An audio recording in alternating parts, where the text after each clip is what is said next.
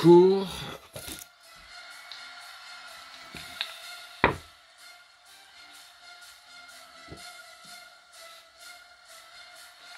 Algèbre du multivers.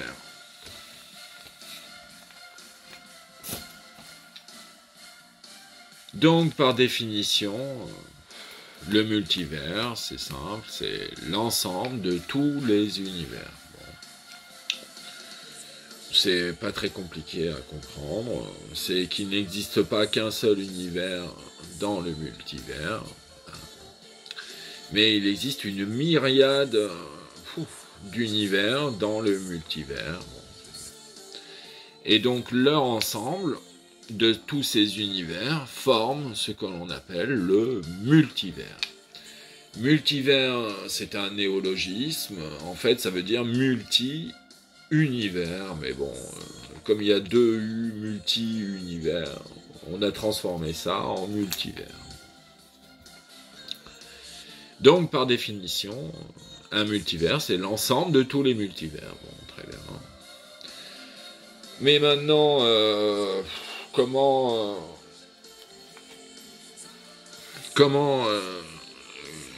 savoir où on est?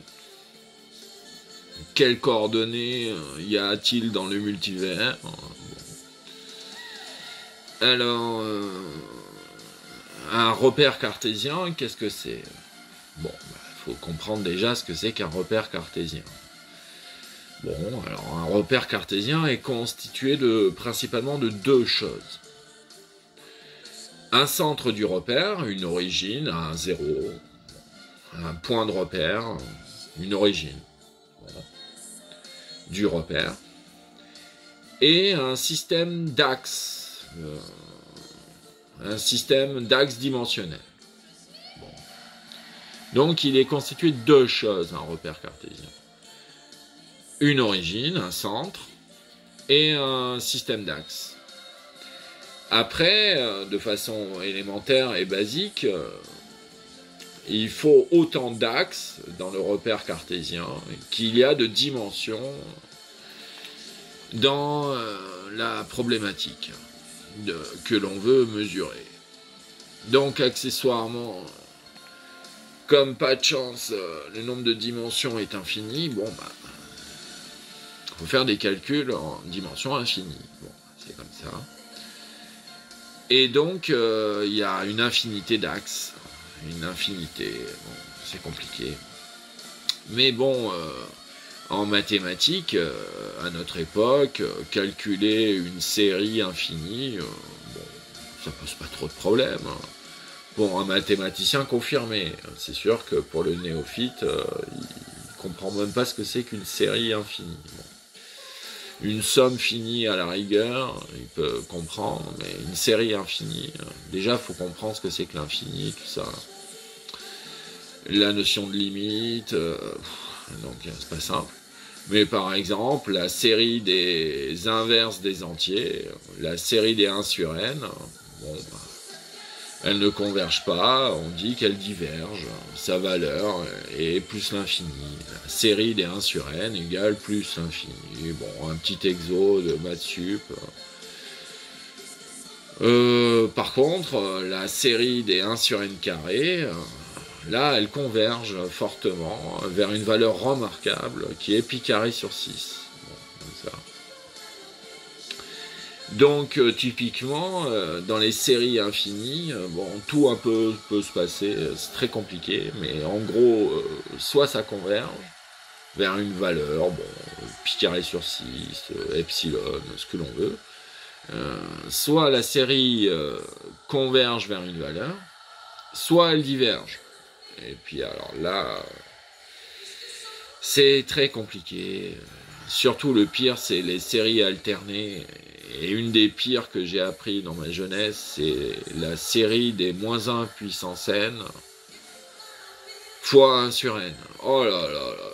Avec le théorème de la montgolfière et tout, on peut la faire diverger vers un peu n'importe quelle valeur. Bienvenue dans les paradoxes calculatoires. Donc, en mathématiques, on sait calculer une série infinie. Alors, quand ça converge, c'est fastoche, et quand ça diverge, ben, bonjour les complications. Mais on sait faire. Vous demandez à n'importe quel bon analyste mathématicien, et il vous donnera des centaines de séries, autant que vous voulez, qui convergent, divergent. C'est open bar dans les bibliothèques de maths. Donc, calculer une série infinie, quand elle n'est pas trop méchante, bon, bah, on sait faire en maths. Avec un ordinateur, ça va encore plus vite que de se le taper à la main. Bon, il y a certaines séries qui sont faciles à calculer de tête. Par exemple, la série des 1 sur 2 puissance n. 1 plus 1 demi, plus 1 quart, plus 1 huitième, bon, etc. Bon, bah moi, quand je vois direct cette série des 1 sur 2 puissance n, bon, bah, c'est facile, ça fait 2. Après, on peut le démontrer géométriquement, algébriquement, analytiquement. Bon. Mais c'est facile, à la limite, ça fait 2. Bon. Mais par contre, si je vous donne d'autres séries, comme la série des 2 puissance n, bon, bah là, la première fois que j'ai appris que ça faisait -1, j'en revenais pas. Je me disais, non, là, il y a un schisme. Une série de termes positifs ne pourra jamais donner un nombre négatif, c'est pas possible. J'y crois pas. Et je me souviens d'avoir osé contredire mon prof de maths. Il dit, non, là, vous me mentez, c'est pas possible. Une somme de termes positifs ne pourra jamais faire un nombre négatif, voyons, monsieur le professeur. Oh, je me suis fait avoir par la vieille ruse du renard, du prof, qui teste le jeune Bisu sur les paradoxes mathématiques. À chaque fois, c'est pareil. Le jeune Bisu, il tombe la tête la première dedans. C'est pas possible, monsieur le professeur. Et puis après, bien sûr, le professeur démontre. Et en plus, la démonstration, elle est pas très compliquée. C'est, on pose Z, bon, ok, égale la série des 2 puissance n. Bon, ok. Puis après, oh, miracle, on calcule Z-1. Bon. Donc on prend la série, 1 plus 2 plus 4 plus 8, et on enlève 1. Bon, Z-1. Et puis après, on divise par 2. Donc on avait au départ 1 plus 2 plus 4 plus 8, etc. On enlève 1, tac, Z-1. Puis après, on divise par 2. Donc 2 plus 4 plus 8 devient 1 plus 2 plus 4 plus 8. On retombe sur Z. Miracle. Et donc, on retombe sur Z. Donc Z égale Z-1 sur 2. Et ben, il n'y a qu'une solution réelle. C'est Z égale -1. C'est comme ça. Et donc, oh, surprise du miracle, la série des 2 puissance n égale -1. Alors là... Mais bon, il y a une démonstration géométrique qui est plus accessible à la compréhension intuitive. C'est-à-dire qu'on part de la droite des réels, on imagine, là c'est notre droite des réels, on met le 0 là, bon. Donc là les positifs, 0, 1, 2, 3, 4, etc. Et puis ça c'est notre droite des réels, auquel on va calculer la série des 2 puissance n. On va calculer la somme. Mais au lieu de faire les calculs sur la droite, on va, par bijection stéréographique, par projection stéréographique, tout projeter sur le cercle unité. Donc il y a une bijection naturelle par le pôle nord du cercle unité. On fait passer toutes les droites passant par le pôle nord. Donc elle coupe le cercle en un point et la droite en un autre point. Unique. Pour chaque droite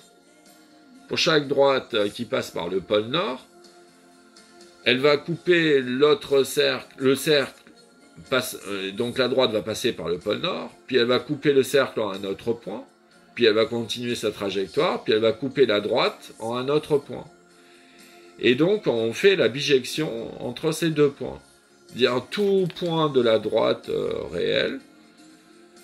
Et imaginons on a un point de la droite réelle là, notre pôle Nord est là, on trace la droite, et elle coupe le cercle en un autre point. Et donc on associe par bijection, par projection stéréographique, ces deux points. Donc sur la droite des réels, au début on fait 1, plus 2, plus 4, plus 8, etc. Donc on part de 0, non de 1, plus 2, 3, plus 4, 7, plus 8, 15. Puis on file vers l'infini à droite. Sur la droite des réels. Mais maintenant, si on est sur le cercle, par la bijection, tout ça, le point, il va partir de 1, puis il va faire 3, 7, 15, etc. Il va aller de plus en plus vite, en montant de plus en plus vite comme ça. Et donc, d'un certain point de vue élémentaire, il va Speedy Gonzales de plus en plus vite comme ça, et donc il va péter le pôle Nord et passer de l'autre côté jusqu'à -1. Il va tellement vite, qu'il fait tellement vite le tour du cercle qu'il perfore le pôle Nord. Bon, de façon imagée, littéraire, artistique. Mais après, à coup de somme, à coup de calcul mathématique, bah voilà. Plus et moins l'infini, en fait, ça se rejoint au pôle Nord. C'est le même point, quelque part. C'est l'infini positif ou l'infini négatif se projette au même point, le pôle Nord. Donc, en fait, plus et moins l'infini, c'est le même point, quelque part.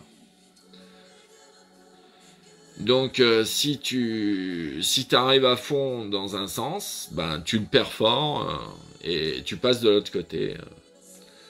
Donc c'est pour ça qu'une série de termes positifs peut, au miracle, donner un nombre négatif à la fin. Attention, une série, un nombre fini de nombres positifs, en somme, fera toujours un nombre positif. En revanche, si on fait une infinité, là, c'est compliqué. Mais bon, on sait calculer des séries infinies. Donc faire des calculs dans des espaces de dimension infinie, nos problèmes. Et donc en fait, le repère cartésien du multivers, il faut d'abord avoir une origine. Après, son système d'axes. Mais c'est quoi l'origine du multivers? Ça, et donc voilà une image du multivers avec, vous voyez, l'origine, le centre du repère. On le voit bien, là, il y a un genre de gros faisceau lumineux axial qui part de lui, un peu en diagonale. Bon. Et puis après, tout le multivers gravite autour de cette origine. Bon. Et voilà. Donc l'origine du repère du multivers, c'est le neutre du multivers, c'est le zéro du multivers. Parce que d'un certain point de vue élémentaire, dans toute chose, il y a du positif, du négatif, et le neutre, et le zéro. Donc le multivers respecte aussi cette règle. Il a son côté positif, négatif et neutre. Et donc, dans l'espace du neutre, bah, tu as l'origine, le zéro, le centre du multivers. Bon, comme ça. Et puis après, bon, bah, C'est pas un espace de dimension 3, comme on a l'habitude matériellement, le bon vieux R3 euclidien, tout ça. Non, c'est un espace de dimension infinie. Donc il faut une infinité d'axes, de repères, et bon, bah, c'est pas simple. Et donc, mais bon, quand on commence à avoir les espaces de dimension infinie, le plus simple pour commencer, c'est l'espace des polynômes. Somme des AI x puissance i. On comprend un peu les espaces de dimension infinie en calculant des polynômes.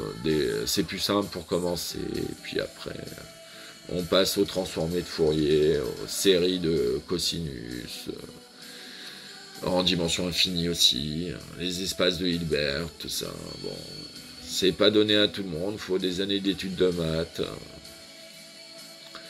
Donc le génial René Descartes a introduit magistralement le repère cartésien dans tout espace, dans tout machin, et donc dans le multivers aussi. Bon, c'est comme ça.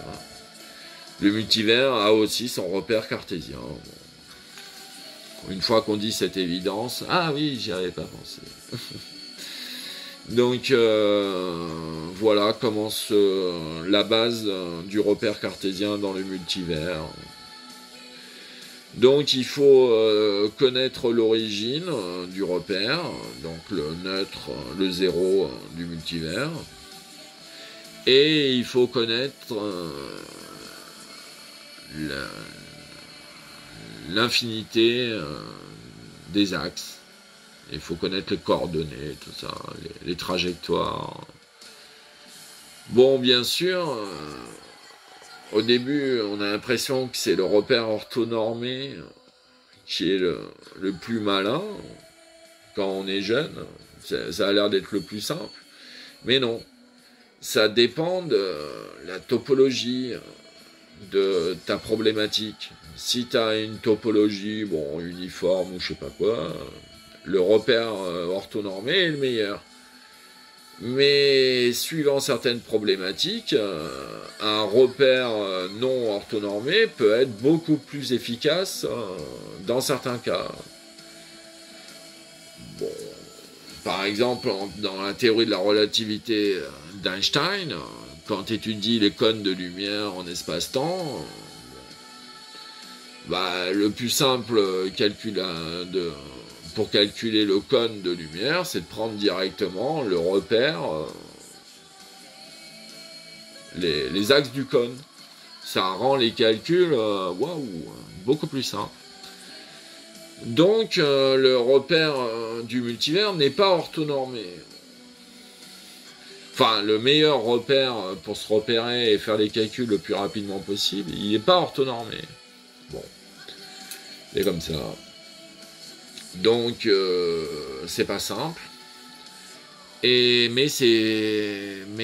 quant à l'algèbre, c'est plus facile de prendre un repère non orthonormé. Les calculs se font plus facilement parce que sinon, des fois, ça se complexifie drôlement. Calculer des séries infinies. Si tu fais mal les calculs, ta série infinie peut être très compliquée. Un peu comme on connaît dans les matrices, quand on a une transformation, un opérateur linéaire, bon, qui agit sur un espace, bon, une matrice, quoi. Et puis tu te dis, tiens, qu'est-ce qui se passe si j'applique ma matrice plein de fois, n fois, si j'applique mon opérateur n fois.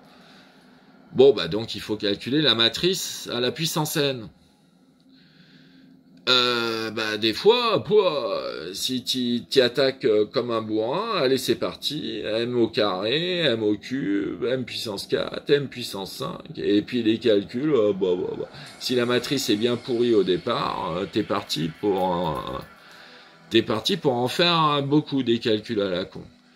Tandis que le plus malin comme un singe, c'est, enfin si c'est possible, parce que c'est pas toujours possible, mais de diagonaliser la matrice d'abord. Donc de faire un peu de travail d'abord. Tu diagonalises la matrice, Puis une fois que si tu as du Q, elle est diagonalisable s'ils sont déterminants et non nuls. Bon, bah voilà, tu diagonalises ta matrice. Bon. Puis tu trouves toutes ces valeurs propres. Bon, lambda 1, lambda 2, lambda n. Et le reste de la matrice, c'est que des zéros. Donc sa puissance n à la diagonale, la matrice diagonale, est très facile à calculer. C'est lambda 1 puissance n, lambda 2 puissance n, lambda 3 puissance n direct. Et donc c'est très rapide, et puis après, on fait l'opération inverse. Et donc on trouve très rapidement, par cette astuce de calcul, la valeur de n puissance n, de façon très rapide, de façon calculatoire. Plutôt que de se taper m puissance n comme un bourrin. Bon. Donc voilà une petite introduction à l'algèbre du multivers. Bon courage pour comprendre.